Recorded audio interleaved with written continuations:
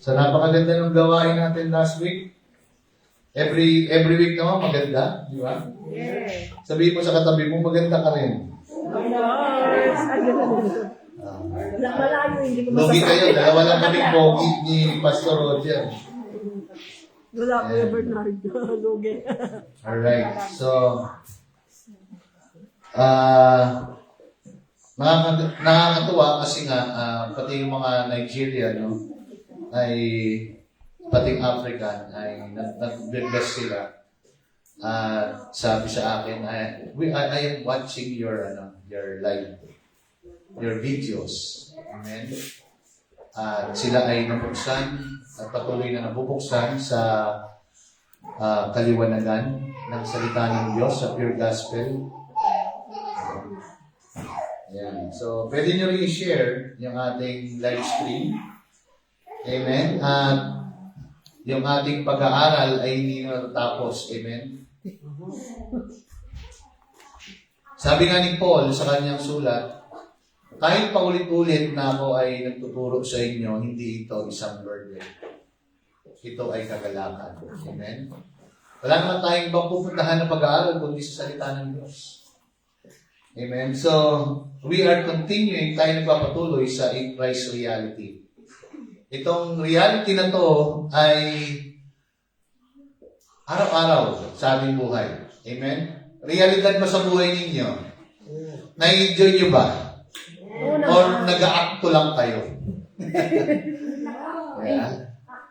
Mabigat yung umaakto kasi yung acting ay you are acting on a script na hindi sa iyo. Alright? So, importante na makita natin, maintindihan natin, lahat ng ating ginagawa dito sa lugar na ito ay isang mabuting bagay at paglago sa ating kaalaman sa salita ng Diyos. Sabi ng Biblia, my people perish because of what? Lack of knowledge. Lack of knowledge. Kaya nga, salamat sa Panginoon kasi tayo ay lumalago sa pagkaunawa sa purong salita ng Diyos. So last Sunday, ating pinag-aralan about grace, my identity, my reality. So kung hindi nyo pa nakikita yung aking yung Monday to Friday morning devotion, no, nakatapos na tayo ng 2 libro at itong libro na ito ay papaprint ko. Susunod para meron tayong mga guide at patuloy natin itong palalaguin. No, natapos na natin ang Ephesians, Philippians, so probably next month, okay, ay umpisa natin is either Galatians o Colossians para sa ating Christocentric meal. A daily devotion of your reality and your identity in Christ. Amen. Nakita niyo na ba ang inyong sarili? Nahanap niyo pa? Kami na nakita ko sa salamin. Nakasalubong mo yan. Nagulat ka. Sa salamin. Saan niyo hinahanap? Alright. So,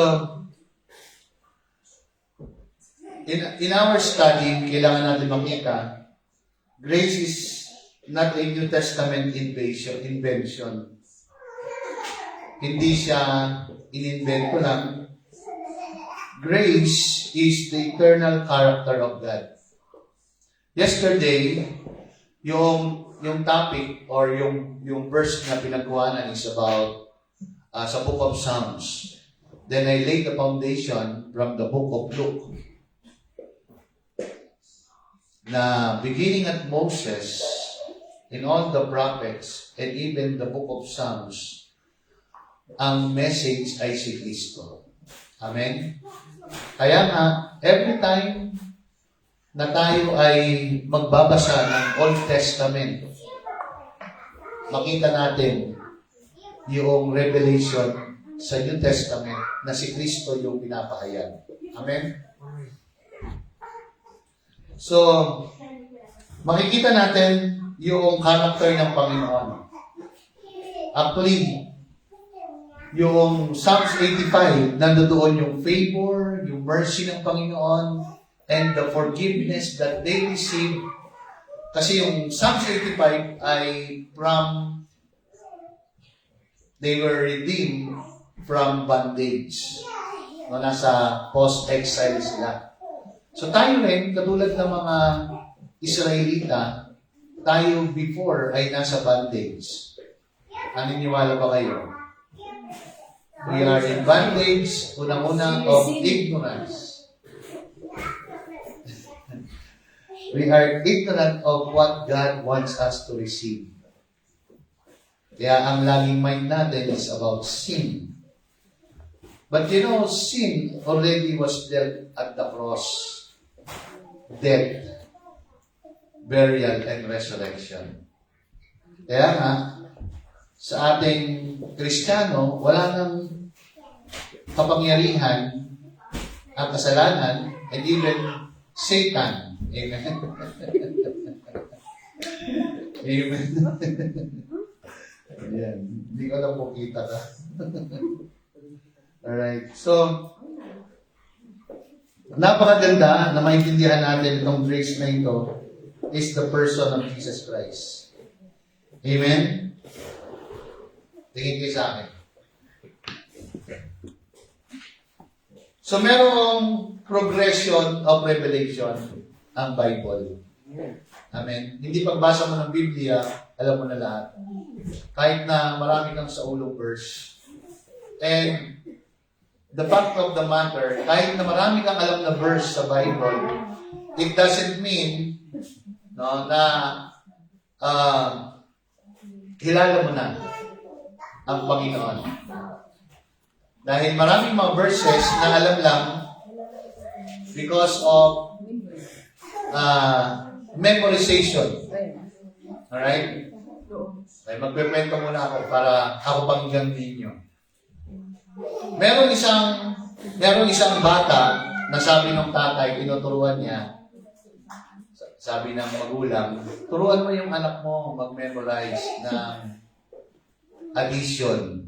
1 plus 1, 2. 1 plus 2, 3. 1 plus 3, 4. 1 plus 4, 5. 1 plus 5, 6. 1 plus 6, 7. 1 plus 8, ano? 9. 1 plus 9, 10. Galing. So sabi ng tatay, natuto ka na ba? Opo. Marunong na ako sa addition, sa plus. Alright. 1 plus 6. Teka lang po. 1 plus 1, 2. 1 plus 2, 3. 1 plus... Babalik. Right? Nakita ninyo. Why? Because alam niya in memory from the beginning. Pero hindi niya talaga alam yung sagot dahil alam niya is from memory na ito ay kailangan sunod-sunod. So it doesn't mean alam mo by memory ay kaya mo na agad sagutin. Napapakinggan niyo ba ako? Amen.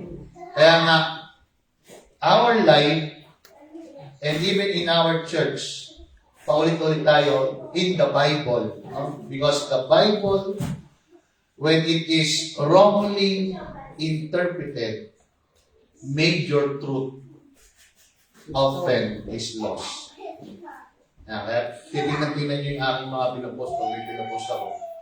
Kasi lahat ng pinupost ko na yun, it's from my heart. Okay? So the scriptures and fully manifested in Christ, the Old Testament concealed. Tanda natin, Old Testament concealed, ibig sabihin ito ay nakatago, naka-hide or mystery.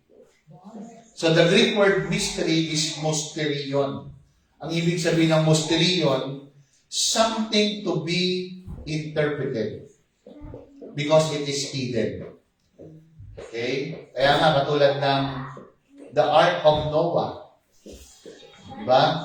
Sa ating natutunan noon, hindi ko alam sa inyo kung natutunan ninyo, na dahil nagalit ang Diyos noong panahon ng ni Noah, ang Diyos ang nagpadala ng baha.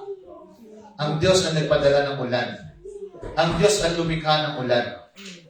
Wala kayong makikita sa creation na ang Diyos ay naglikha ng ulan. at naging judgment yung ulan na yon para anong ginawa? Caught up, no? Yung mga unbeliever. Tandaan ninyo? Sino yung na-caught up? Yung mga unbeliever. They were caught up by the flood. At ang natira, those who are left behind, Alive and remain. inside the ark are 8 people. Tandaan ninyo? So, kaya makikita natin, doon sa mystery na yon, ito ay i-revealed sa Hebrews 11 na hindi ang Diyos ang nag-condemn, kundi mismong si Noah. Alright? But in our study, makikita natin, the New Testament reveals. Anong ibig sabihin ng reveals? Ha? Sagutin niyo ako. Anong ibig sabihin ng reveals? Ipinakita o pinahayag. Ha? Parang ano, taguan nyo dito. Ba! Diba? Yan na, makikita mo na. Ibig sabihin, For lack of better words. inihayag na. Nahayag na. So sa literal, nakita nyo na. No? Kung noon walang mukha, ngayon kita nyo na yung mukha. Kung noon hindi nyo kita ang mukha ng Diyos, ngayon ay kita na natin ang mukha ng Diyos. Amen? Where? Because Christ is the face of God. Tandaan niyo yan. You cannot know, we cannot know God without Christ. Because Christ is the fullness of the Godhead in the body. Or as a man, in a man. Sinasabi doon in the body, ibig sabihin sa katawan, physical, at yung katawan na yon, nandoon ang Espiritu ng Diyos. Last night, sabi ko sa revival service, okay, na in the Old Testament, yung temple, wala doon ang presensya ng Diyos. Do you remember? Wala doon sa temple ang presensya ng Diyos. In the New Testament, binanggit kung nasaan yung presensya ng Diyos. Anong sabi ni Jesus? I will destroy this temple. Talking about His body. So His body, the body of Christ, tandaan ninyo, John 1:14, the Word became flesh. God dwell in the temple, the body of Christ. Amen? Yun yung ibig sabihin ni Jesus. I will destroy this temple and in 3 days, I will raise it up again. Ano ibig sabihin niya? Ako ay magiging sacrifice for the sin of the world and also I will be resurrected and all who will believe in me will be resurrected together. Tandaan niyo yung Ephesians 2? We were quickened together, raised together, seated together in the heavenlies in Christ.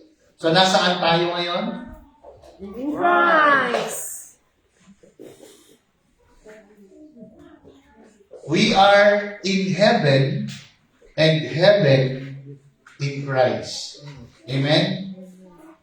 Okay. Look. Ephesians 2 verse 8 and 9. For by grace ye are saved through faith. And that not of yourselves, it is a gift. Alam niyo yung gift? Katulad niya, nakatanggap ako ng gift. Ibig sabihin, walang bayad. Free. Sama all. Alright? So, free. Pero, tandaan natin, hindi dahil ito ay free, wala siyang halaga. Somebody or someone paid the price. Katulad ng gift na ito. Ano yung gift niya? Okay? Ano yung gift niya? Salvation. Ang gift ng Panginoon is the soteria. Salvation. Amen? So, hindi dahil ito ay gift, parang wala siyang value. Di ba, minsan binibigyan tayo ng gift, yung walang value na. Kasi, sobra-sobra na. Sa'yo na lang to kasi sobra na. Meron na akong isa. Di ba, may ganon? Meron. Di ba? Parang alam niya. Meron, di ba? Totoo naman. Totoo yun. Sa'yo na to kasi doble. Sa'yo na to kasi maliit. Sa'yo na to kasi mas malaki sa kasi sa akin. Ibig sabihin, hindi niya binibigyan ng halaga kasi nga, hindi niya naman magagamit sa kaya niya pinamimigay. Pero kahit pinamimigay niya yun ng ganoon, meron pa rin yung halaga kasi binayaran yun. Masaya Nung ko. nagregalo. Binigyan ko. Di ba? Tingnan niya. Not of works, lest any man should boast, for we are his workmanship, created in Christ Jesus. Tingnan niyo yung pagkakalikha sa atin. Sa atin tuloy ba? Sa atin man. Hindi Bisaya ba dito? Kahapon nagtatagalog ako, sabi ng, wow, you're speaking in other tongues. Totoo naman. Ako ay speak in tongues talaga. And nice ko rin na maranasan nyo rin yun. Hindi yun na hinihingi nasa inyo yun. It just flow. Just flowing. Yeah. Pero there is timing sa inyo when you are Speaking time.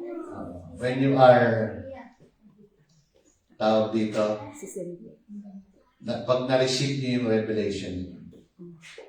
Alright. Bakit daw tayo nilikha? For good works. Okay? Which God hath before ordained. Kailan daw inordain ng Panginoon? Before. Okay? That we should walk in them. So meron ng tinapos ang Panginoon na regalo sa atin na kaligtasan at meron ding magagandang bagay na tayong dapat gawin. Ibig sabihin ng ordained, yan, alam niyo yung ordained? Ibig sabihin ito ay meron na.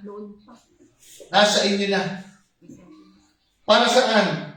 To walk in them. Ano yung walk na yon? Good works. Ang good works, hindi na po produce ng hindi Kristiyano. Ang good works, hindi na po produce ng hindi Kristiyano. Kahit anong good works ng hindi Kristiyano, yun ay dead works. Kasi patay siya. Okay. Hello? Okay. Ang tao na walang buhay ni Kristo, patay. Hindi siya mag-grow. Pero ang mga baby Christian, pwedeng mag-grow. Kaya kung sa tingin mo, baby Christian ka pa rin, ngayon, meron ka pa rin growth. Hindi may pag-asa, may paglago. May pag- Lalago ba? For what? For good works. Bakit good works? Alam niyo sa time ni Jesus, nung siya ay kinausap o tinatanong ng mga tao, ang sabi ng mga tao sa kanya, mga Israelita, Rabbi, good teacher. Sabi ni Jesus, bakit mo ako tinatawag na good? Sa kanilang culture, walang ibang good kundi ang God. Sa kultura nila, pag tinawag kang good, you are making that person equal to God. Hindi bawal. Sa kanilang culture. Okay? Pero si Jesus, alam natin, He is equal with God. Same deity. Same spirit. Okay? Kaya nga, nung sinabi ng Panginoong Jesus na ang Diyos ang kanyang Ama, doon siya inahatulan ng mga Hudyo. Kasi alam nila. Bakit sinasabi mo na God is your Father? You are making yourself equal to God. Ganoon ang mindset nila. Kasi nga, binabasa nila ang Bible at alam nila na walang ibang mabuti kundi ang Diyos. At alam na alam nila din yung the heart of man is the most deceiving. Diba? Pero sa ating Kristiyano, hindi yung puso natin, hindi na deceiving. Amen? Naniniwala ba kayo? Bakit? Kasi pinalitan na yung puso natin. Dati puso nyo, pusong bato. Ngayon, mamon.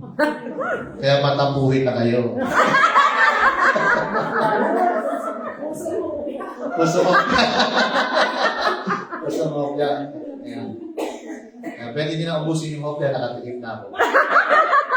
Wag lang yung tsambela. Tsambela. Galing na. Alright. Tingnan ninyo. Binigyan na tayo ng kaloob ng kaligtasan. Di ba? Tanong ko dati, anong gagawin ninyo pag binigyan kayo ng regalo? Tanggapin. 3 bagay. Tanggapin ng may kagalakan.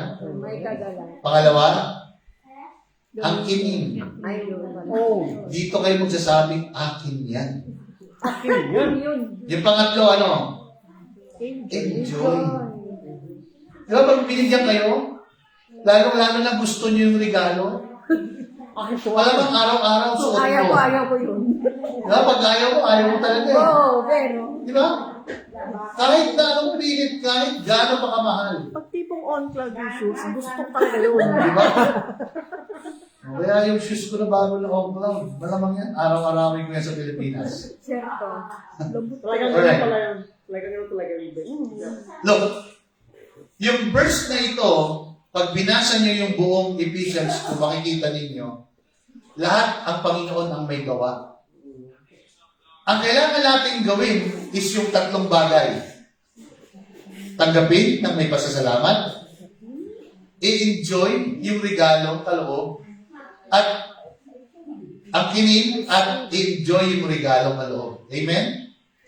Nai-enjoy nyo ba ang eternal life? Amen. Amen? Pakinggan niyo ako. Eternal life is not life after death.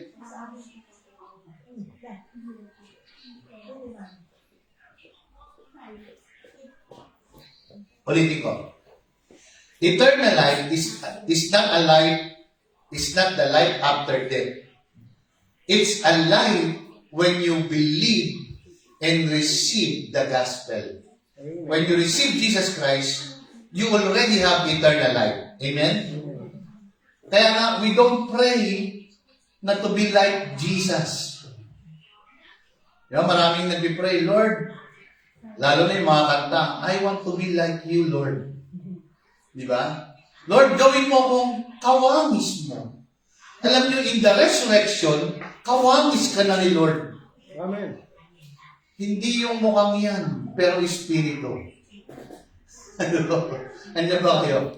Kasi minsan pag sinabi natin kawangis, no, ibig sabihin, kamukha mo physically. Alright? Tandaan natin, in the resurrection, the Spirit who raised Christ from the dead is the Spirit within in us, the same Spirit. Kaya nga iisa. At sa resurrection, okay, sa Hebrews 2 verse 11, yung tinatawag na Adelphos. Tandaan niyo Adelphos? We are twin brothers of Christ. Kaya kung sinabing twin, alam natin magkamukha. Pero yung ibig sabihin doon, kung ano yung model ni Kristo, we have that same model, parehas. Kaya nga kung anong meron kay Kristo, meron ka. Amen? Amen. Listen to me. Yung hindi ginawa ni Kristo, dapat hindi rin natin gawin. Yung hindi pre-practice ni Jesus, hindi rin natin pinapractice. Good news. Kung anong hindi gagawin ng Ama kay Kristo, hindi gagawin sa inyo. Kung ano yung nais gawin ng Ama kay Kristo, ganun din sa inyo. Amen. Alright. So dito, makikita natin yung essence ng grace, believer's identity in Christ's reality, in every source, in Christ, not human effort. Bakit lagi kong ina-highlight yung human effort? Maraming nagiging Kristiyano per se. Makikita ninyo.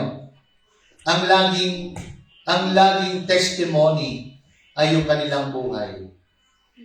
Salamat sa Diyos kasi mahal na mahal niya ako, kaya yung dati kong buhay. Maganda naman siyang pakinggan.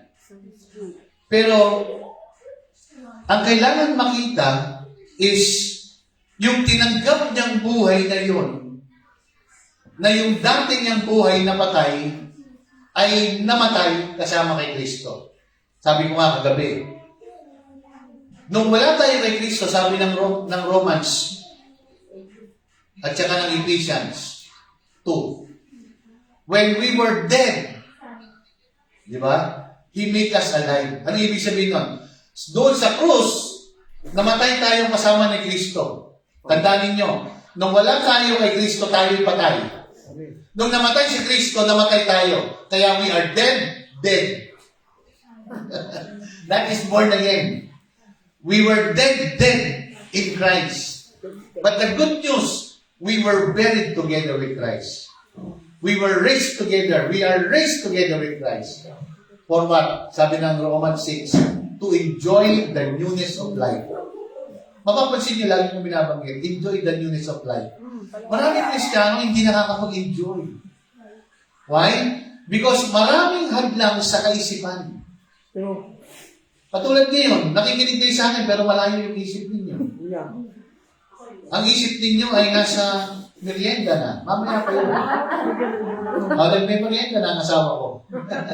Di ba? Nakikinig naman. And probably, no? Kaya nga, sabi ni Jesus doon sa disciples na nakasalubong niya habang naglalakad. Actually, hindi niya nakasalubong, kasama niya naglalakad. Hindi Maus. Si Cleopas, nabanggit ko rin na gabi. At sabi doon, sabi ni Luke, they were sad. Bakit sila malungkot? Eh tuwing kasama nila ang Panginoon, sabi ng Panginoon, be of good cheer. Peace. Yung lagi ang bagit ng Panginoon. At tandaan natin, the resurrection of Jesus, kaya sabi niya, peace I give to you. Ano yung peace? Wholeness. Shalom sa Hebrew. Ano yung peace? Katulad na sabi sa akin ni Sweetie Pie, nakausap ko siya. Pastor, salamat sa Diyos kasi may peace ako. May kapayapaan siya. Kasi yung kapayapaan, yung peace na sa atin. Tandaan ninyo? Yung kingdom, heaven and kingdom. Anong kingdom? Ang definition ni Paul sa kingdom is righteousness, which is the life of Christ, the life of the believer, peace, which is a sound mind. Kaya nga, we have the mind of Christ. We have this peace. Gusto ko yung awit na yung dati. You are the peace that guards my heart. Diba? Ano pa? Ano pa meron? Righteousness, which is the life of Christ. Peace, which is the mind of Christ. Ano pa? Joy. And the Holy Spirit. Right? Bakit kailangan ng joy? Kasi sa mundo, merong ligaya. Pero walang joy. The joy of Di ba? Sa mundo, merong happiness. Di ba? Sa mundo, pwede kang opera ng isang oras na ligaya. Panandali ang ligaya. Pero sa Panginoon, meron tayong everlasting joy. Amen. Sabihin nyo nga, the joy of the Lord is my strength. the joy of the Lord is my strength. Tapikin mo yung katabi mo, sabihin mo sa kanya, the joy of the Lord is your strength. The joy of the Lord is your strength. Tapikin ka, sige. Remember that Chicken girl daw. Check your joy. Charming joy. Alright. So, grace is God's disposition towards man apart from human merit. Kahit na anong bait mo, kahit na rin anong sama mo, yung biyaya ng Diyos binigay sa iyo. God doing for man what man cannot do for himself. Di ba? May mga bagay na hindi natin kayang gawin sa ating sariling kalakasan. Kaya nga, we cannot do all things in Christ. Alam niyo ba yun? Diba sabi ni Paul, I can do all things in Christ. Eh bakit mali yata ang sabi ni Bishop doon? Si Paul, kung babasahin niyo yung context, sabi ni Paul, na-experience kong busog, na-experience kong gutom, na-experience kong sadana, na-experience kong walang-wala. Tama? Kaya nga, pag binasa niyo yung verse na yon, I can do yung all doon, basahin niyo yung pretext. I can do all these things, not all things. Mayroong this things. Yun ang ibig sabihin. No? Pag kayo ay nag-quote at nakita ko that you can do all things, tatanungin ko kayo, kaya niyo bang maging presidente ngayon? Hindi. Kaya mo bang bumili ng eroplano? Kaya mo bang lumipad ngayon? You cannot do all things in Christ. Yun yung sinasabi ni Paul sa kanyang sulat. Kaya ang Bible may sariling explanation. Hindi natin kailangan i-explain ng Bible sa sarili nating pagkakaintindi. Kaya nga, we are studying the Bible because a misinterpretation of the verse of the Bible often lead to misinterpretation. Wrong doctrine, wrong thinking. Wrong thinking, wrong believing. Wrong believing, wrong you. Diba? Wrong action, wrong living. Wrong you. Kaya lahat nakikita mo, lahat mali. Wrong yung other Jesus. Di ba? Tingnan ninyo, sabi ni Paul sa Galatians 6:9. Di ba? Do everything. Lahat gawin. Sige nga, pakibukas nyo nga. Galatians 6:9. Do everything. Di ba? Lahat kailangan natin gawin nang merong pasalamat. Siya si Sister Maribel. Galatians 6, verse 9. Pakibasa. Kita mo na? Let us not become weary in doing good, for at the proper time He will reap a harvest if we do not give up. Ayan. So, anong ibig sabihin? Huwag ka daw mag-alala na gumawa ng maganda. Minsan nag-aalala tayo eh. Gagawa ko pa ng maganda, hindi naman magpapasalamat yan. Hindi naman niya marunong tumanaw ng utang na loob. Huwag na lang. Alam niyo, yung mindset na yun, anong sabi ni Paul? Whatever is true, perfect, praise report, whatever is noble, whatever na maganda, yun ang lagi nating isipin.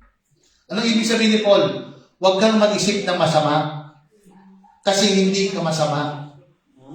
Kasi isipan mo, hindi masama. Di ba? Tingnan ninyo, pag napagrupo kayo sa mga nagchichismisan, pag alis nila ang isip mo, ako yata pa yung nag-uusapan nila ngayon. Why? Kasi napabilang ka doon sa baling group chat. Kaya, leave the group. Di ba? Kasi makukurap ka. Kapag ang tao pa na yung negative ang sinasabi, ma-absorb mo yun. Kaya nga ako minsan sa bahay, nire-review ko sarili ko eh. Pag negative na yung sasabihin ko, pag natapos ko na, nasabi, minsan nire-review ko sarili ko.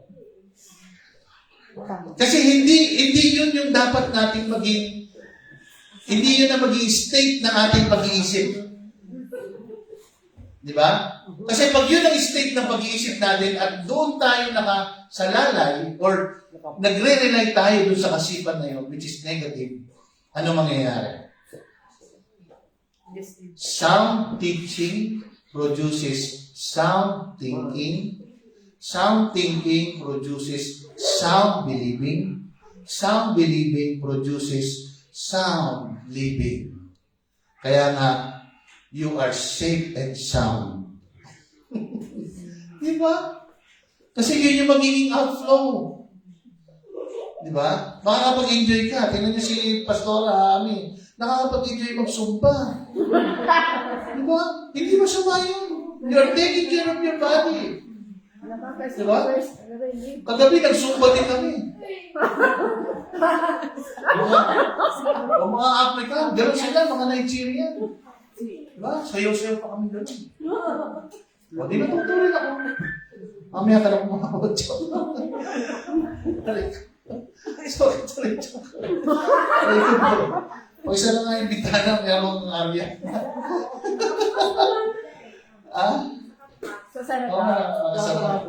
Ay, Ari. Alright. Tingnan ninyo. Sa Old Testament, shadow. Yung awit natin, no more shadow. Sa atin, wala ng shadow. Anong ibig sabihin ng shadow? The Greek word of shadow is eskia. Eskia. Anong ibig sabihin? Darkness. Darkness. Yan. Or yan ay mystery. Yan, mystery. Right? Kita ba? May gulo na sulat ko. Yan. So, makikita natin, the Old Testament, wala siyang clarity. Walang clear picture. Okay, kaya nga, Hebrew words for grace, kailangan nating maintindihan, ito ay dati ganito rin ako eh. Ganun ako eh. You know, number 5 is the number of grace. No? Yung number 5 daw, number of grace. But number 6 is the number of man. Number 7 is the number of completion. Number 8 is the new beginning. No? By number, ganun ang pagkakaintindi. Interpretation. But that is not good. Pagdating number 3 is a perfect number. Why? Because there is one God and three person, one God. Number 1 is a perfect number. Kung titingnan nyo, in the Old Testament, si Judas become one. A prophecy of Judas is one. So, ibig sabihin, perfect ba si Judas? No, kaya nga hindi natin dapat tayo mag-rely in numerics. Alright? Tignan nyo. Sa Old Testament, in-explain ang grace or favor. So, tatlong H ang meron. Hen, Hased, Hanan. So, hindi siya 5. 3 yung Hen, 5 yung Hesed, at 5 yung Hanan. Alright? So, dapat kung 5 siya, lahat 5 dapat. Anong ibig sabihin ng hen?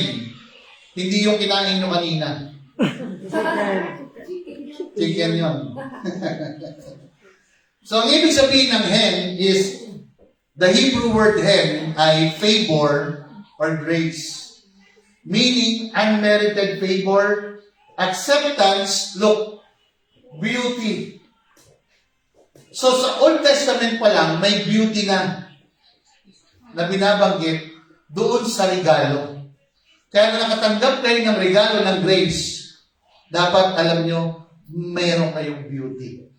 Wow. Tingnan mo nga yung katabi mo kung beauty. Beautiful. Beautiful. Mga beauty sila. Biglang gumanon eh. Parang ka-picture. Alright. Ano pa? Ito daw ay freely given. God's gracious disposition toward a person. Tingnan niyo, makikita niyo lagi. Laging ang Diyos ang nagbibigay. Hindi ang tao ang nagbibigay. Ang kailangan lang gawin ng tao ay tumanggap. Amen. Absorb. Amen? Kaya nga, ang prayer natin, hindi laging humingi. Do you know yung prayer na paghingi is not a prayer of faith? Kung babasahin niyo yung Romans 10, at pinost ko ito kahapon, Romans 10 is the righteousness that speaks. Alright? Bakit righteousness that speaks? When you know you are righteous, you speak. Kapag alam mo kung sino ka, your identity, you speak it. Pero ano yung mga speak natin dati? Ano yung mga words natin dati? Lord, hindi ako karapat dapat, Lord. Sa lahat ng aking nagawa, patawarin mo ako. If your confession, kung kayo ay nag-confess at pinatawad kayo, hindi na kailangan mamatay ni Kristo sa krus. Amen. Patawarin mo ako, Panginoon, sa isip, sa salita, at sa gawa. Panatang makabayan. No? Yun ang nakagis na, di ba? Lord, patawarin mo po kami ngayon sa lahat ng aming nagawa, sa isip, sa salita, at sa gawa. Oh, help me, God. Sa sinasadya, hindi sinasadya. Sa sinasadya at sa lahat ng sinadya ko na, at sasadyain ko pa, at sa hindi sinasadya. Isama mo na yung para bukas, Lord. Kasi ulitin-ulit. Di ba? Kung kayo ay pinatawad sa inyong confession, hindi kailangan mamatay ni Jesus sa cross. Yeah. Di ba? The woman, sa John 8, hindi siya nag-confess ng sin. Yung namatay sa krus, at yung napako sa krus kasama ni Jesus, wala siyang confession of sin. Hello? Have you not read? Yan. Sabi ng Panginoon sa kanya, now, you are with me. Tingnan niyo yung binanggit ni Jesus. You are with me in paradise. Ngayon, kailangan i-explain ano yung paradise. Kung babalik tayo sa original word ng paradise, yun yung Eden. Alam niyo ba yung Eden? Yun yung pag pinaghinatay niyo yung pandesal ni Ate Rosie, yun yung ilalagay niyo sa gitna. Eden. Okay, nasa ibabaw ng puko. Hindi yun. Yung Eden doon is the garden.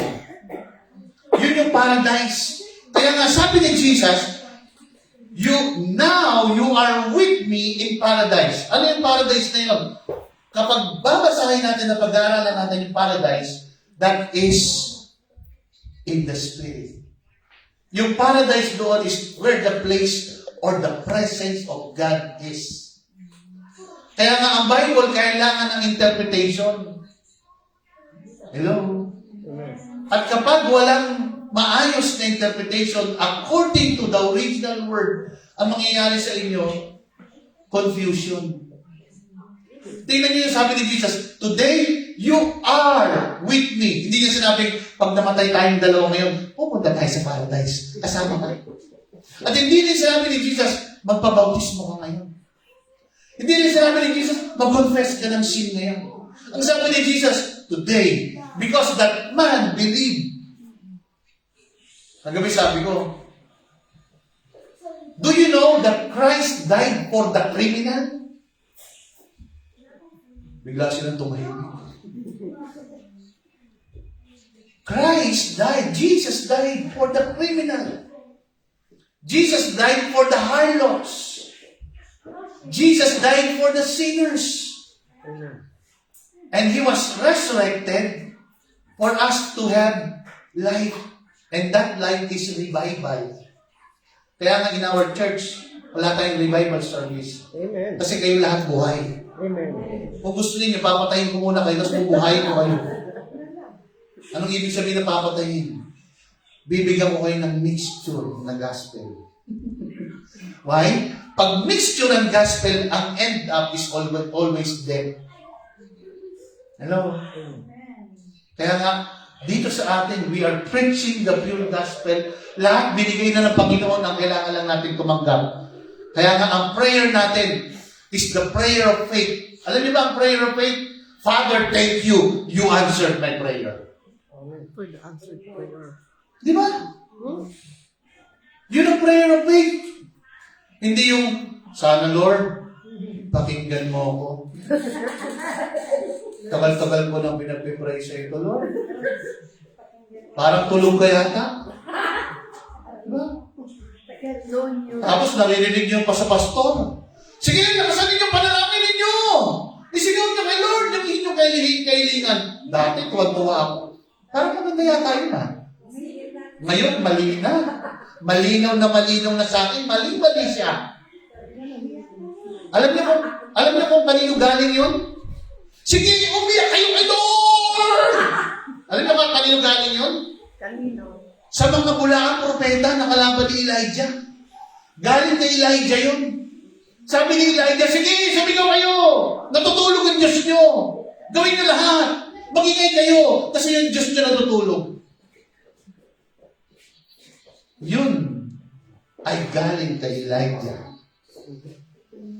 Sabi ko kagabi, these are not the days of Elijah. These are the days of the revelation of the sons of God. Hindi niyo ako narinig. These are the days of the revelation of the sons of God. Amen. Amen? Are you willing to be redeemed?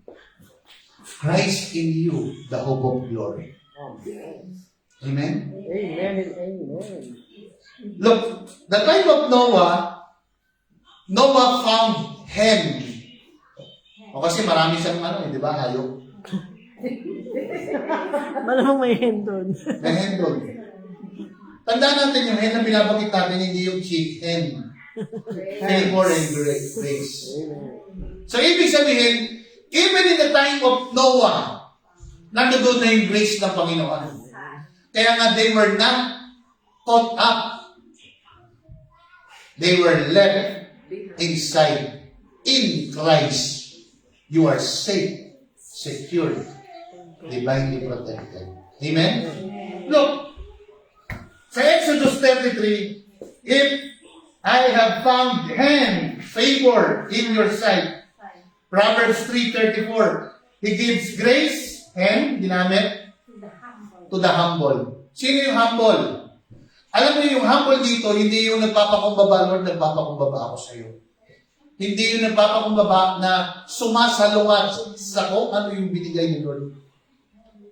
Di ba? Binigyan ka na ng favor. Binigyan ka na ng regalo ng Panginoon.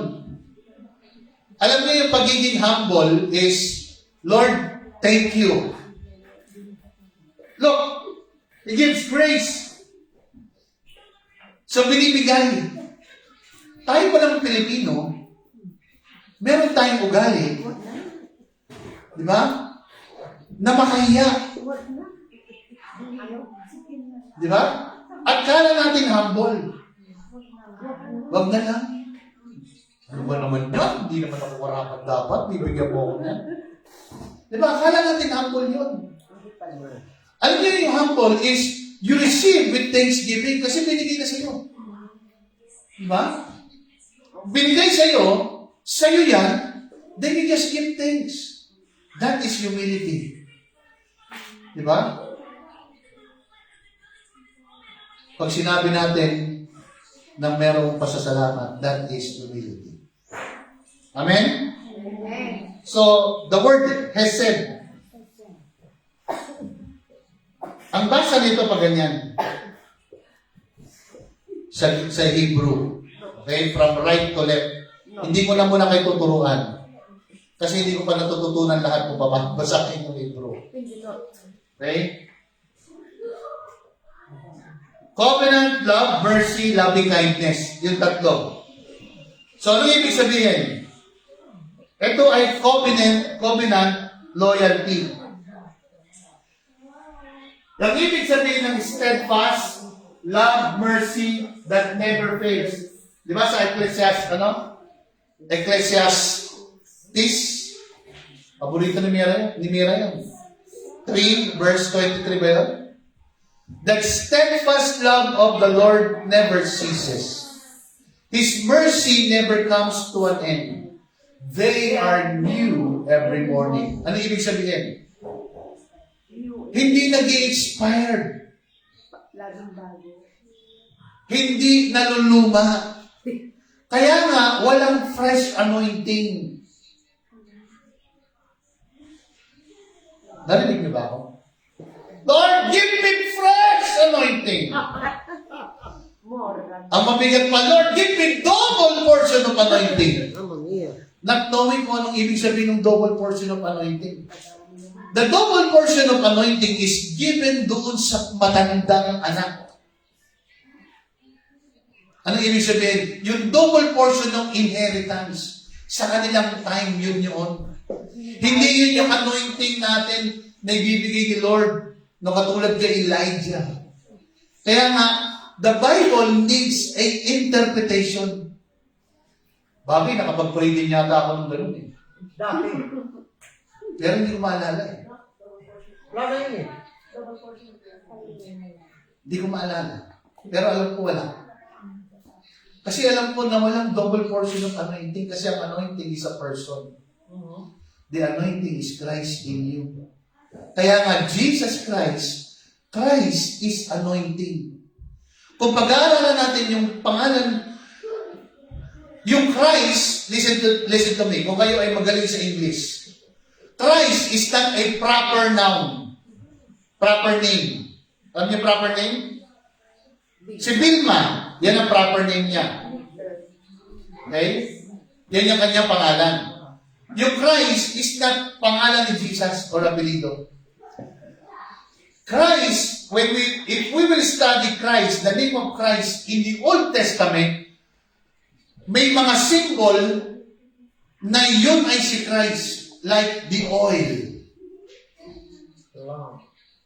May mga tao which is also the picture of Christ, like Moses.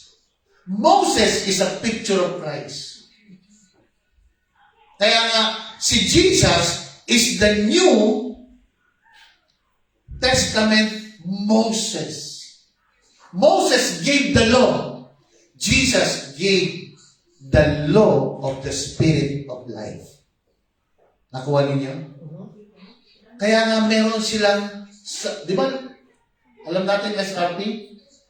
Symbols, signs, stories, signage, ano pa? Shadows. Ritual at saka picture. So lahat yun ay explain sa New Testament na lahat yun si substance, si Christ, yung reality, si Christ, yung person, si Christ. Amen? Kaya nga, makita natin, lahat ng ito binigay sa atin at yung naka-grounded ito doon sa grounded, rooted, love-rooted in Christ. Okay? Character, not you, Christ character, not human performance. Di ba? Dati, naituro ko pa yung The Prayer of Jabez. Kasi may libro, nagbigay sa akin, maliit na libretino. At binasa ko, The Prayer of Jabez. O Lord, that you will bless me indeed, that you will enlarge my territory. No? And you will keep my heart from evil. Amen. Diba? Tapos, pagdating sa priestly anointing, no? Priestly prayer. Lord, bless me and keep me. Let your face shine upon me. Diba? Hindi old. Hindi natin, we are quoting scripture, hindi natin alam that in the New Testament, we are already like Christ. Di ba? Lord, i-bless mo kami. Sabi ni Jabez, Lord, that you will bless me indeed. Kasi ang pangalan ko, Pain. Pangalan niya Pain. Jabez, ang ibig sabihin. That you will bless me, Lord. Sabi ng New Testament, Ephesians 1:3, you are blessed with all spiritual blessing. You are blessed already. Tandaan natin, when we pray, kapag nag-pray tayo nung meron na tayo, we are praying in ignorance. Halimbawa, we already have the Holy Spirit.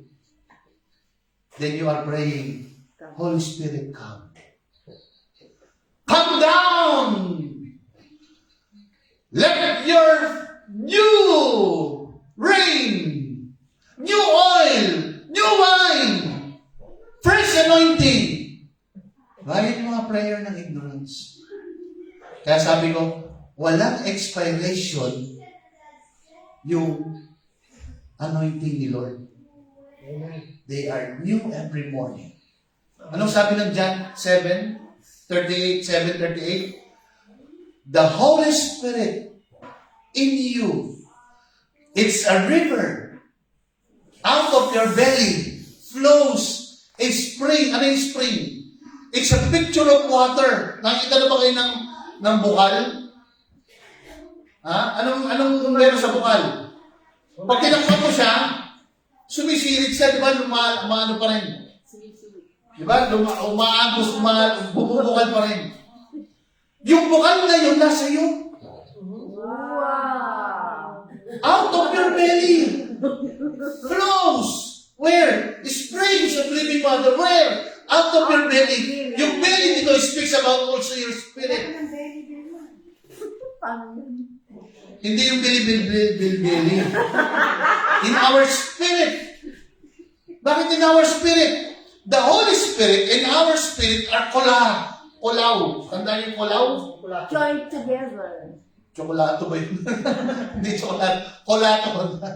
Join together. No separation. Bitsini. Bichini. Ay, iba naman kasi yung bichini. Pag bichini, parang tatabi ka lang. Ibig sabihin nun, one. Binigyan ako ng baso ni Pastor Roger. Tubig. Ito yung Holy Spirit. Ngayon, umiinom ako saan? Sa isang Sa baso. dalawang baso, pero isa na siya. Isa. Pinagsuklob. Nakikita niyo ba yung picture? Hindi ko alam bakit kung binigyan ng dalawang baso. What is? That is what we have. Amen. We have the Holy Spirit. And we are one. Kaya nga, you are holy. Your spirit is holy. Pakinggan niyo ako. You and the Holy Spirit are the same. One. Kaya nga sabi mo sa katabi mo, holy ka talaga.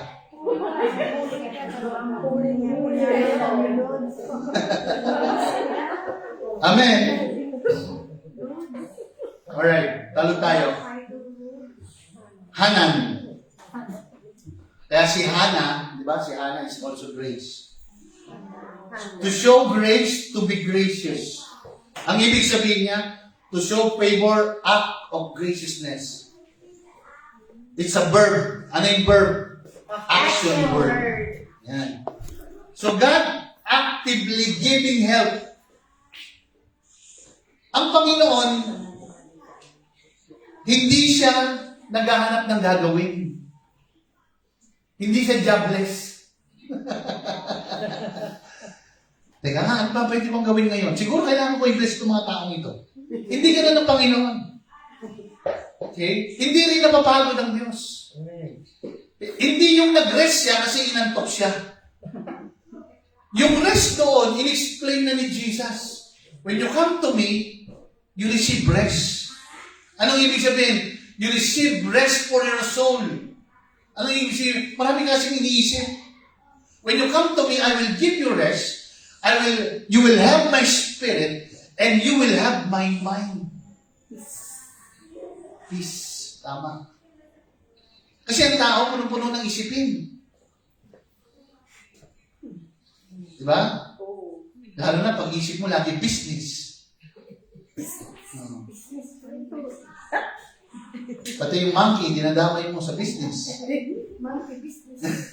So God actively giving help, kindness, gracious response, katulad sa Psalms. Okay? Sa number 6, Lord, make His face shine on you and be gracious, Hanan, to you. Psalms 102 verse 13, you will arise and have mercy on Zion. Alam niyo ba kung yung ibig sabihin ng Zion? Ano nga? Zion is, yung Mount of Zion is the people of God. Oh, sinabi mo dati yan kay Kevin eh. Yan, alam mo ba na ang ibig sabihin ng Zion? Ganda. It's the people of God. Kaya nga, I lay in Zion, a holy nation. Yung nation, hindi bansa, tao. A holy people of God. Hindi ba mixture yun? Yung? Ano na yun? Island Zion. Oh, yung awit, hindi ko alam masyado. Alam mo. As your foundation. Diba? Look, sa New Testament, makikita natin yung grace. Anong ibig sabihin ng grace? Charis. So, ilan yung charis? 1, 2, 3, 4, 5, 6. So, hindi siya 5. Ibig sabihin, grace and merited favor, God's divine influence and kindness freely given in Christ. Kaya makikita ninyo, lahat ng bagay galing kay Kristo. And this, tanda ninyo, hindi siya proper name. Ang ibig sabihin ng Christ is anointing. Kaya nga, Jesus Christ, the anointed one. So, focus what God has done for us and in us through Christ. Ito dapat yung focus natin. Dati may awit din ang gusto-gusto. Look what the Lord has done. Gusto ko pa rin naman. Kaya lang matagal ko na hindi pinapa-awit. He healed my body. He touched my mind. He saved me just in time. Pure siya. Amen? So makikita natin na dito sa grace in the New Testament, charis, 6. And another grace is charisma. Di ba? Di ba? Pag sinabi natin charisma, uy, ang ganda naman ng charisma mo. Di ba? Meron ganung word na ginagamit. Meron. Alright? So, ilan letter siya? 1, 2, 3, 4, 5, 6,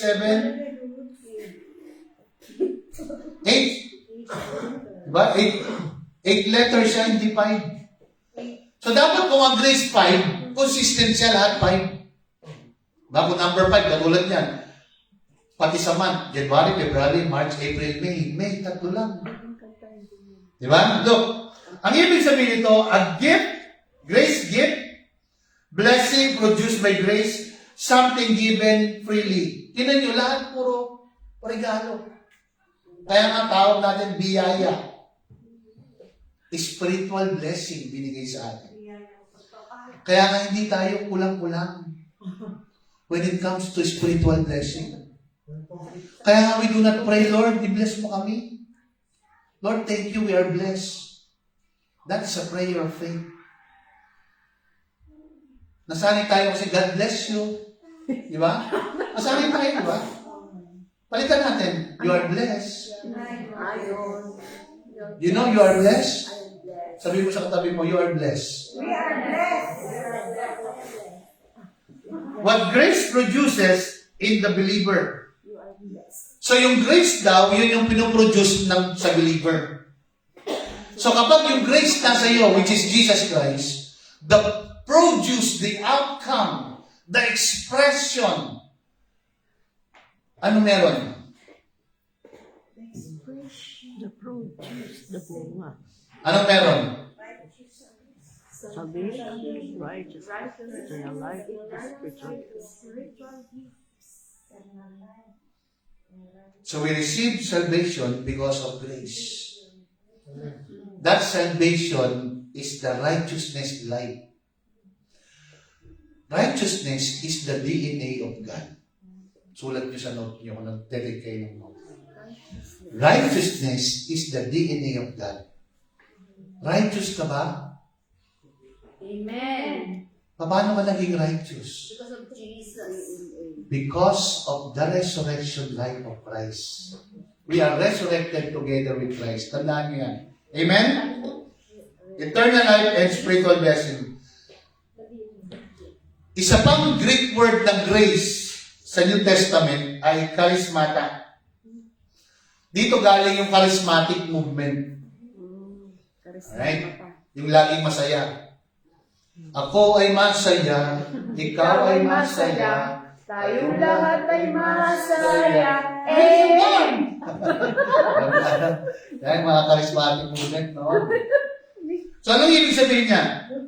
Multiple grace gift. Wow. Di ba? Tandaan niyo yung prayer ni ano? Yung kay Peter, 2 Peter 1:3, 1:2. Okay? Grace and peace be multiplied. Yung sinasabi doon, sinasabi ni Peter, sino gusto mong basa sa Tagalog ate? Tingnan. 2 Peter 1 verse 2. Okay? Nasaan yung mga Bible ninyo? Magdadala pa naman ako ng Bible sa susunod sana. Mula Pilipinas. Meron kayong mga Bible? Yung malaki. Ay, malaki? Malaki yung letter. Kasulat po. Sige, bibili ako ng Bible na merong telescope. Tawag doon, telescope. Ayan. Alright, tingnan ninyo. Ate Epe. Yes. English, kahit Tagalog. Kung Tagalog, mas maganda. 2 Peter 1:2. Grace and peace be yours in abundance through the knowledge of God and of Jesus our Lord. So ano daw ang condition? Grace and peace, sa ibang translation sa King James, be multiplied. Kaya nga multiple, di ba? Sabi sa akin ng mga taga-Saudi, Bishop, balik ka. Balik ka agad, Bishop. Sabi ko, bakit? Kasi yung visa mo, multiple visa. Multiple entry. Multiple entry yung visa mo. So, pwede ka bumalik na bumalik. Sige, sabi ko, invite niyo ako. Kasi I will not come pag hindi ako in-invite. Anong gagawin ko doon? Tama nga naman. Diba? Wala namang gawain. So, kung may gawain, sasabi nila, God willing, September next year. Wow. Mga 10 araw ako sa Saudi. Sama ngayon. Tingnan ninyo. Multiple grace gift. Yun yung binabanggit ni Peter. Sabi ni Peter, grace, ano yan? Ulit nga. Grace and peace. Peace be yours in abundance through the knowledge of God Okay. and of Jesus our Lord. Okay, sabi doon, grace. Tandaan niyo yung end. Anong ibig sabihin ng end? Tumutukoy Ha? sa susunod na. Anong ibig sabihin ng end? Kay, nakiya. Ay, Kai. Anong ibig sabihin ng Kai? Copulative. Ini-explain niya yung kasunod. So, grace, which is peace. Kuha niyo? Doon sa binasa ni ate, grace, which is peace, be multiplied or in abundance. Anong kondisyon? In your knowledge, in your epignosis. That is already yours in Christ. So, ibig sabihin, kailangan may pagkaunawa tayo, may pagkaintindi tayo kung anong tinanggap natin. Pakibasa yung verse 3. His divine power has given us everything we need for a godly life through our knowledge of Him. So, dalawang beses inulit. Grace, which is peace, be multiplied unto you according to your knowledge. For His divine power has given us everything we need for life according to your knowledge. Anong ibig sabihin? Intindihin mo na. Kaya nga sabi ni Jesus nung sa dalawang disciple, O fools, barados, sa Greek. Ano ibig sabihin ng barados? Ayaw umintindi. punta ka ng punta sa gawain, ayaw umintindi. sabi siguro ni Jesus. Actually, nung nirebuke ni Jesus sila, ang ibig sabihin ng rebuke doon, Jesus treated them, okay, Jesus rebuked them as Satan. Yung mabigat. You don't know what spirit you are of. Tanong ko sa inyo, believer ba sila o hindi? Hindi. Hindi. Born again ba sila o hindi? Hindi rin. Kaya nga, wala sa kanila ang espiritu They ng are Diyos. dead. Kaya sabi ng Panginoon sa kanila, marami pa akong pwedeng sabihin sa inyo. Marami pa akong pwedeng ituro sa inyo. Kaya lang hindi nyo kayang tanggapin lahat. But, when the Spirit of truth comes to you, He will remind you everything that I have taught. Because He will not speak about Himself. He will speak about me. Amen? So makikita natin dito, multiple grace gifts. Anong meron? Manifestation and expression of grace in the believer. So, sa believer, magkakaroon ito ng expression at manifestation. Tingnan mo yung katabi mo kung nagmamanifest yung grace. Tingnan ninyo. So sabi dito, multiple grace gift. The manifestation or expression of grace through the believer. So yung expression of grace nasa believer. Why? Kasi grace is a person that lives in you. You have the life of Christ, which is grace. Amen? Naririnig niyo ba ako? So the operation of grace at work in and through the believer. Kaya nga, kung babasahin yung 2 Corinthians 3:3, sabi doon, you are the letter read by many. Diba? Pagka merong nagkasalang born again, sasabihin ng mga unbeliever, di ba, born again yun, dapat hindi yan ganyan. Alam pa nila kung anong ugali dapat ng mga believer. Yung mga hindi born again. Why? Kasi judgmental sila. Dapat perfect ka. Ganun ang mindset nila. Because they are operating under the law. Tayo, na binigyan ng manifestation and expression of grace, nag-ooperate yung grace at work through us. Hindi tayo judgmental. Hello? Kaya pag may nagkasala sa inyo, ano sabi? Restore them back. Ano yung restore? Ibalik. Hindi itakwil. Di ba? Restoration ang ating gagawin. Hindi DA. Alam niyo yung DA? Discipline action na ilalayo ka muna. Doon ka muna si Panginoon. Diyan ka muna, upo ka muna dyan. Mahirap. Dapat ang ibigay is the grace gift. Tandaan natin, the discipline of God, ang ibig sabihin ng discipline ng Panginoon is training in righteousness.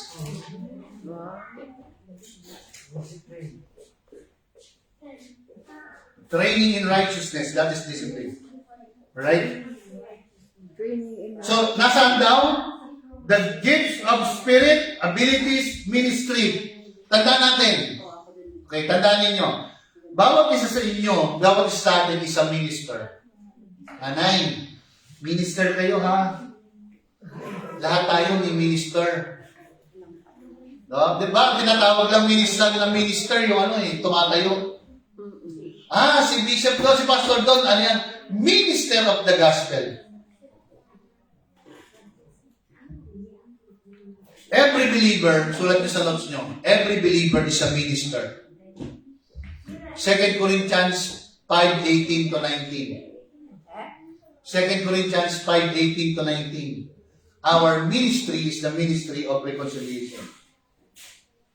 So tandaan natin, grace is not a thing.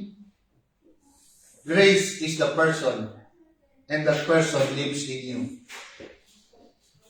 Kaya kayo person to person. Grace for grace. Amen? John 1:14, and the Word was made flesh, person, dwelt among us. Ano yung dwelt? Nakita nila in their time. We beheld His glory, the glory as of the only begotten of the Father, full of grace, which is truth. Nakita ninyo? Pag nagbasa na kayo ng Bible, alam niyo na. Diba? Full of grace, which is. Pinagagalitan ako ng professor ko sa Greek pag nilagay ko ganyan yung which is. Dapat which. Ginagamit ko rin yun. Dapat ganun, hindi WC. Kasi yung WC, CR yun. Hindi anak ganun. Ah, di ba? Witchy. Ganun o. Ganun.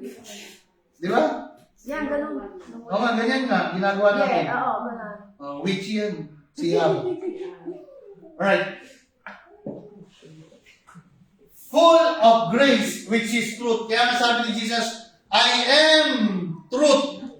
Amen? Alam natin yung truth, di ba? Aletheia. Yun ang ibig sabihin ng truth. Kaya truth is a person. Grace is a person. Truth is a person. John 1:16. And out of His fullness, we have all we received. Ano yung receive? Past, present, or future? Past tense. So, tinanggap mo na o tatanggapin? Tanggap ko na. So, magpipray ka pa ng kailangan mong magkaroon? Hindi na. Meron ka na. Yeah? So, the prayer of faith speaks thanksgiving. Amen. Walang anak ng Diyos or bawat anak ng Diyos ay kumpleto. Pakinggan niyo ako. Gagawin ko sa natural. Yung bata na pinanganak, nung pinanganak yung bata, kumpleto siya. Hindi niya kailangan humingi ng hininga. Meron siyang hininga. At yung batang iyon, hindi rin nadadagdagan ang mata. Hindi lumalago yung mata. Di ba? Kumpleto ka na eh. Ano kailangan sa kanya? Lakas. Mag-mature. Di ba? Ganun din tayo. Meron na tayo, but we need to be mature. And maturity is a process. Kahit na 50, 60 years ka na nasa loob ng simbahan, hindi yun ang sukatan ng maturity. Alam niyo ba sukatan ng maturity? Ano po? Kapag katulad ka na ng response ni Jesus. Si Jesus sinabihan, Beelzebub. Alam niyo ba Beelzebub? May bad spirit yan. Si Jesus hindi nag-respond. Kaya pag hindi kayo nagre-respond sa mga negative na binabanggit sa inyo, ibig sabihin nagmamature na kayo. Wow, galing. Sige na. Diba? Ganun naman ako eh. Kahit sabihan ka pa pangit-pangit mo. Maganda, alam ko naman maganda. Kasi, tandaan natin, what people thinks about you is not I don't care. your identity. Yeah. If you know your identity, kahit ano bang sabihin sa'yo, I know who I am. hindi ka ma-offend. Okay. Diba? You will not leave the group. Hindi ka alis sa group chat. Bakit silang balis?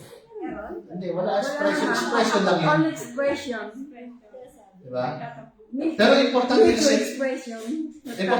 maintindihan natin, ginagamit ko lang yung mga word na yun. Para at least, May natatamaan ko. makita natin yung kahalagahan ng maturity natin. Yeah. Tingnan mo ang bata. Nakita niyo si Janelle? Agawan niyo yun ng yung kanyang kinakain kanina na lollipop. Maglulong pa sa iyan, malamang yan, paluin ka pa. At iiyak. Hindi Oh. ako nagtatampo, pero... Subukan nyo agawan ako ng lollipop at isubo nyo sa bibig nyo, tatawanan ko kayo. Huwag mo nang gano'n. Makinig kayo sa akin. Si Janelle, pag ginagawa niya ng lollipop, it's either mag-tantrum siya. Tampalin ka, tapos iiyak. Di ba? Ako, agawan niya ng lollipop, at subo ninyo, tatawanan ko kayo. Galing niya sa bibig mo, masarap ba? Ano lasa? Pastora Mira na ayaw niya eh. Ikaw pa. Di ba? Ganon. Hindi kayo, nagawan ako. Bata yun. Sabihin mo, hindi ka na bata. Hindi na ako bata. Mature ka na eh. Mature na ako. Di ba? Kasi lumalago na kayo. Hindi na kayo baby Christian. Kurang na.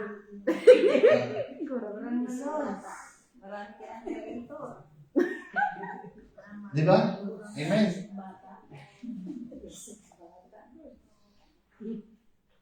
Ang isip mo, isip na ni Kristo. Amen. Look at this. Yung ibig sabihin ng fullness is from the Greek word pleroma. Hindi yung ano nga yung store.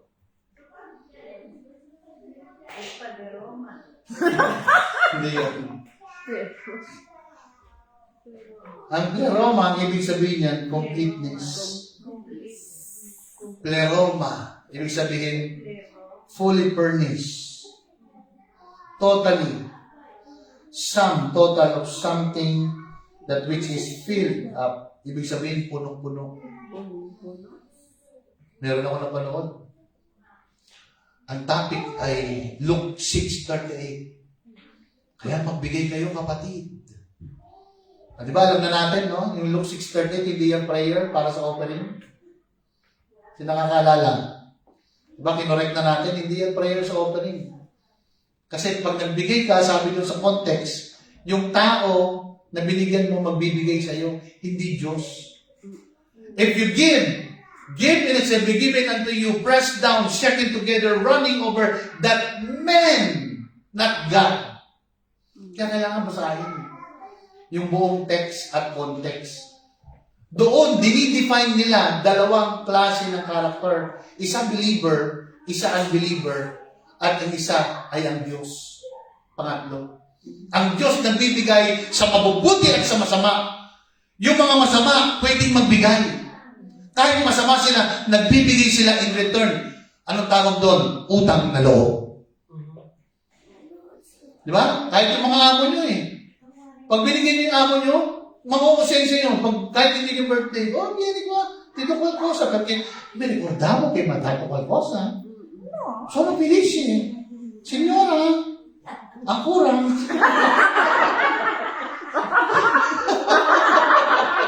Di ba?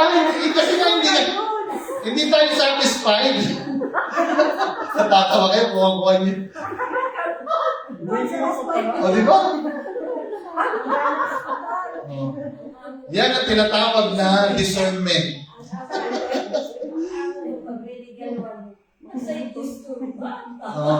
Bata. Kasi pati siya mandidisturba. Kasi alam mo bakit? Makukonsensya yun, mag-iisip yun. Oh God, sa hindi ko nabibigyan, ako binibigyan. Di ba? Ganun ang Panginoon. Before you even give, siya na nagbigay. Amen? Para ma-focus tayo, hindi sa magandang ginagawa natin, kundi doon sa binigay na sa atin at magpasalamat. Amen. So meron kayong completeness, the total essence and nature of a person. Okay? Ilan na lang. His fullness means totality of God resident. Ito, importante ito. In Christ. Yung kabuuan ni Kristo nananahan sa iyo. Kaya hindi ka kulang-kulang. Complete ka. The fullness. Sabi ng Bible, the fullness of the Godhead. God is pleased to have all the fullness of God in Christ. Now, God in Christ is in you. You have the fullness of the Godhead in you. Are you getting me? Amen? Everything that God is expressed in Christ, now receive. Na-receive niyo na ba? O tatanggapin pa lang? Receive. Kaya nga, I believe, I receive. Sabi ng Mark 11:24. Alam niyo yung Mark 11:24, bata pa lang ako, kabisado ko na, pero hindi ko alam ang ibig sabihin. Alam ko lang mag-pray at bibigyan. Mali pala. When you pray, sabi doon, when you pray, believe. So bago ka manalangin, maniwala ka na you receive it. Ano magiging resulta? And it will be yours. Nung natutunan kong i-explain, pabaliktad, it will be yours when you believe that you already receive it when you pray. Kaya hindi ka pa nananalangin, binigyan ka na ni Lord, sabi ng Isaiah. Kaya ang Panginoon, proactive. Hindi ka pa humihingi, alam na, sabi, hindi ka pa humihingi, alam niya na yung pangangailangan mo. Kaya lahat pinagkaloob na sa iyo. Spiritual blessing nasa iyo na. Kung wala kang pera, magtrabaho ka. Yan ang sagot. Huwag kang mag-scam. Alam mo kapatid, pag binigyan mo ako, magpapalahit ka. Kasi bless ako eh. Kaya pag bless mo ako, bless ka rin. Babalik sa iyo. 20 times. 100 times. 100 fold. 70. 40 fold. 70 fold. Wala na. Alam niyo ba kung ano yun? Scam.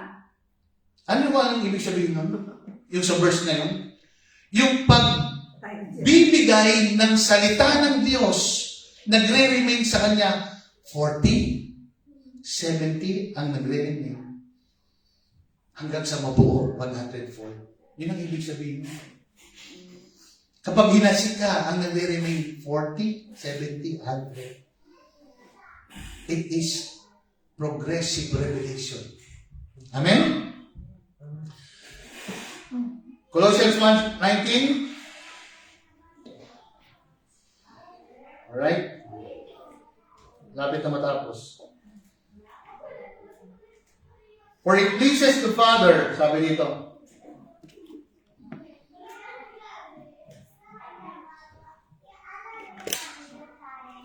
Tingnan ninyo.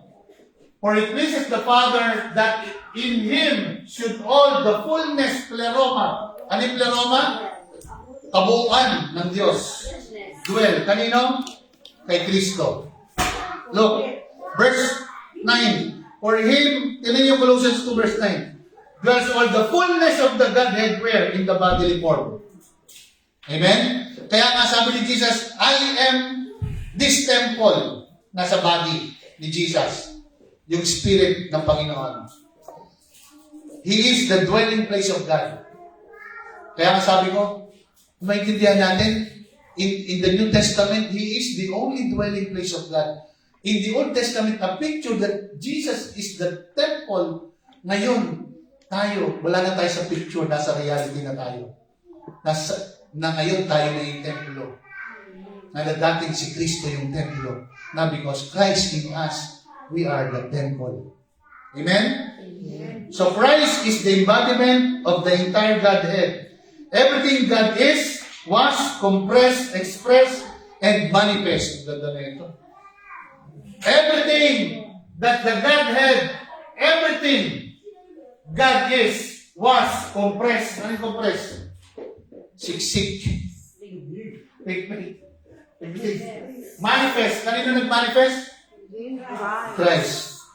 So, nagmamanifest din sa inyo? Yes, kasi nga kay Christ kayo. So when John said, all the fullness we have all received, he's declaring whatever is in Christ is now in the believer. Wow! Kung anong meron si Kristo, meron ka. Itong isa pa. Kung ano yung bibigay kay Kristo, kung ano yung binigay ng Ama kay Kristo, ibinigay din sa'yo. Kaya nga, double-double biyaya. Di ba? Multiple gift of grace. His righteousness, His holiness, His perfection, His sonship, His life, His authority, His glorification, you are not given a portion. Lord, double portion. No. Everything is in the believer. Sabi nga, You have every all. Di ba? Alright. You receive the totality. Look. You receive the totality of Christ Himself. Kaya nga, ang pinagsama ng Diyos, hindi mapag-iwalay ng tao. It is Christ and us. John 1:16, and of His fullness we have all received grace for grace. Okay? So another word for grace is the word charis. Okay? Meaning grace, replacing grace. Anong ibig sabihin? May grace na, nireplace pa ng another grace. Ano yung grace na yun? Jesus is the grace of God who died on the cross. Now, when Jesus Christ died on the cross, the Father is pleased to have this grace to be given to you. Amen? Sabi ng Bible, Christ died because of that grace. Christ is the grace of God who died for you and for me. That's why when we receive Christ, we receive grace upon grace. Amen? Kaya nga, grace replacing grace, grace overflowing into more grace, an ending supply of grace from the finished work. Tandaan niyo ano yung finished work? The resurrection, ascension, and seating. Kaya ang Panginoon, okay, in Christ we are resting. Alam niyo ba ginagawa natin? We are resting. Sabi ko kahapon, pagod na pagod ako, alam niyo. But when I stand up, preaching the gospel, kahit ang lamig, pinagpapawisan ako. Why? Because nai-energize tayo. Amen? Look, this is believers' continuous flow of Christ's reality. Out of your belly flows springs of living water. Continuous. Alam niyo continuous? Kapag kumain kayo sa Pilipinas, kahit nasabihin nila unlimited rice, meron ka rin katapusan sa rice. At kapag kumain ka ng unlimited rice, may katapusan ka na. Hanggang katapusan bola na. Di ba? Sabi ng doktor, sige, kumain ka ng maraming rice. Ano mangyayari sa'yo? Hindi ka na magra-rice. Kasi lulubog ka na ng rice. Di ba? You are not trying to get more fullness. You are already receive it. You already receive it. Amen? Fullness, identity. Fullness, reality. Fullness, union. If you get this, you will enjoy life. Minsan, lalo na bukas, Lunes na naman. Dati, ang mindset natin, trabaho na naman. What if yung work will be the expression of your joy? Hindi siya burden. Kasi you have been given the opportunity to work, to supply your need. May money.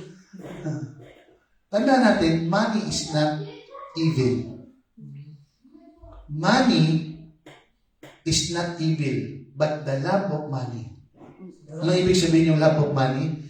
Kapag ang mindset mo lagi nakatuon sa money, at yung pera na yun lagi mong tinitingnan, at ayaw mo rin i-let go. Iba na yun. Tapos pagka nakapag-let go ka na, let it go, ninanata mo. Tingnan ninyo, the love of money is the root of all evil. Bakit? Kasi yung verse na yun, they always want gain. Gain. Puro ako. Akin. Sa akin to. Without even giving. Alright? Alam niyo ba sabi ng Bible, bakit kayo may trabaho? Bakit tayo may trabaho? Sabi ng Bible, we work because we can give to others. Diba tama naman? Dalawa may araw ba? Nabigay ko na sa'yo magabi. Naninigil lang sa pastor. Yung suplok yun. Yung suplok ko rin. Sa oras lang yun. Kasi, Dito time ako dito. 3 oras. Alright. Christ is not giving you something. He gave you Himself. Ito maganda. Hindi niya kayo binigyan ng isang bagay lang para i-keep or a promise. Ang binigay niya sa sarili niya. Kaya nga nananahan sa iyo. Ang ibig sabihin nun, yung life niya nasa atin. And that is eternal life. Amen. Yun yung eternal life. Everything that is in Him, in Christ, is yours. New reality. Alam niyo itong pag-aaral natin ito about in Christ reality. Hindi natin ito matatapos ng hanggang 10 taon. Look at the cross references. The church is the fullness, pleroma of Him that fills all and in all. Anong fills all in all? Para mapunan yung iba, kailangan nilang ibahagi ninyo kung ano yung meron kayo. The knowledge. Ephesians 3 verse 9, filled with all the fullness of God. 1 Corinthians 6:17, one spirit with Him. Ano ibig sabihin one spirit? Yung spirit ng Panginoon at spirit ninyo, ano nangyari? Ha? Isa na lang. So kapag isa na lang, anong meron kayo? Spirit of God. Holy Spirit. Kaya ikaw, Holy Spirit ka. Amen. You are holy in your spirit because the Holy Spirit is in you. Tanda natin, the Holy Spirit will not dwell on a temple that is Not clean. not holy. Kaya nga, we were washed, we were cleansed, para saan? To be the house of God. Amen? Tandaan nyo, monei, oikia. You are. Okay. Galatians 2:20, kailangan, memorize nyo na to. Si Paul sabi niya, now my life is the life of Christ. Resurrection life here with me. Right? Totality of Christ and the believers receive life, righteousness, holiness, completeness, nature, authority, sonship. Amen? You are filled with Christ because Christ is the fullness of God and you are the fullness of Christ on earth. You are in heaven and on earth. Ano ibig sabihin? Spirit on earth. Hello? We are operating in two worlds.